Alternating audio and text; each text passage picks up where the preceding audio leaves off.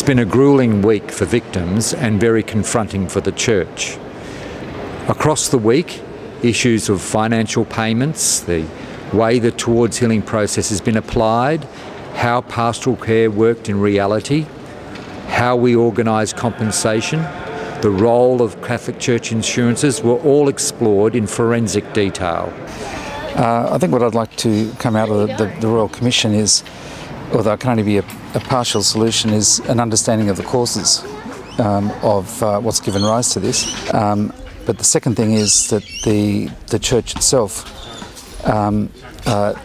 takes note of what the Commission finds and then undertakes its own process of self-examination. The witnesses of the Church were open and were clear that at times the process didn't work well.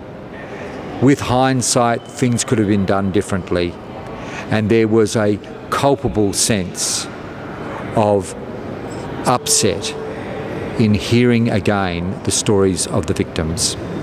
Oh, look, I think it's been very difficult for myself as a churchgoer to actually go through to relive the trauma that, the victims are going through, and for the church needing to address that and look at its past mistakes.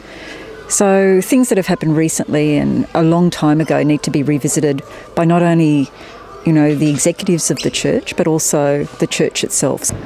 Yes, when you listen to the stories of victims and you look at the Towards Healing protocol, you can see quite clearly that it's important to separate the pastoral care and pastoral response of the church from any consideration and negotiations around compensation and reparation payments.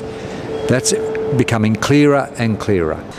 And I suppose when you have to face past traumas and mistakes, people are going to have different reactions. So it's a time of shame, a time of fear and apprehension, but I think it's something that's really necessary that we need to go through, and we need to be very honest, and we need to seek forgiveness for past mistakes. Yes, a lot of time was spent this week with many of our witnesses examining what they thought justice and compassion meant in the application of Towards Healing.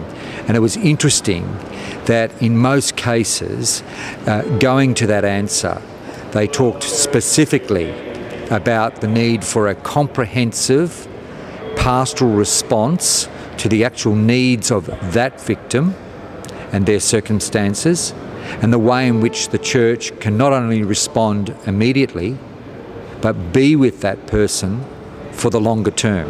On the justice side, there was quite an involved conversation at times around how compensation could be organised, assessed and paid.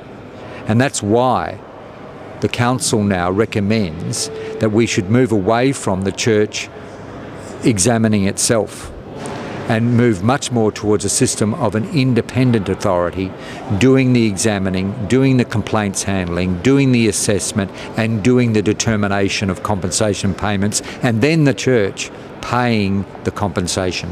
If there would be like a strong apology or a statement provided to all of the victims and to really be made public, so that no one would be in any doubt that the church does have the intention to actually do something about this, and that could have a very good positive result. One of the things that came up this week is that there is no consistency across church authorities on how Towards Healing is applied.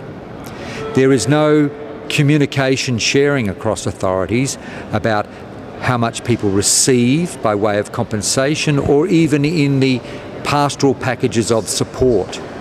So we've already recognised that for the church to be more professional and effective in the pastoral response, there'll need to be an oversight body which can hold church authorities and agencies to a level of standard that is agreed, and that those standards can be audited by that body. And the other thing that's got to come out of it is some sort of system where the church uses its positive assets and the people that it's got a lot of great people associated with it, and they become involved.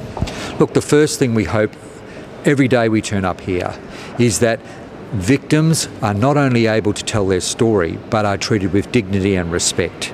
But if this will be used to go around, to use the law, or to get away from what is truly responsible, then it would be counterproductive. It'll be important that the Church recognises its failings and, in open discussion with the Commission, identifies the areas in which it can improve.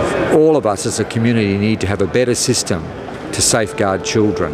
I think it'll only work in terms of a good future if the Church apologises unreservedly for all the things that have happened, and there have been a lot of horrible things.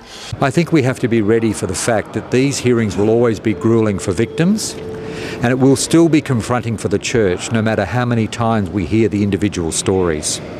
And next week will be more of the same.